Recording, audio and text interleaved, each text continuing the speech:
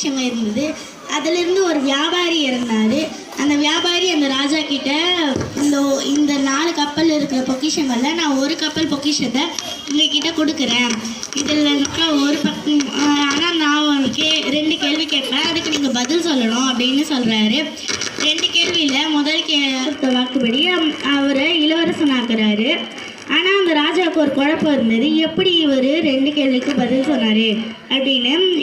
உடனே அவரே போய் கேட்டார், எப்படி நீங்கள் இந்த 2 வானத்தில் அடடா பார்த்தேனே பசும்பயிர வயலுக்குள்ள கண்டேன் கருங்குயிர வானத்தில் அடடா பார்த்தேனே பசும்பயிர வயலுக்குள்ள இந்த மழை நம்பிதான் ராகி சொல்லனா விதைச்சேன், இந்த மழை நம்பிதான் ராகி சொல்லனா விதைச்சேன், வந்த மழை போகுதையா வருணா பகவானே, வந்த மழை போகுதையா வருணா பகவானே, கண்டேன் கருங்குயிர வனத்துல அடடா பார்த்தேனே பசும்பயிர வயலுக்குள்ள இந்த மழை வீழாதோ எந்த துன்பம் தீரா. யாரின் கவிதை பன்முகம் பெற்றவரே, அறிவை வளர்த்தவரே, எட்டயாபுரத்தில் பிறந்தவரே, 7 வயதில் கவிதை எழுதியவரே, ஆசிரியராய் இருந்தவரே, அன்பை புகட்டியவரே, படிப்பை வளர்ந்தவரே, பட்டம் பெற்றவரே, விடுதலைக்கு போராடியவரே,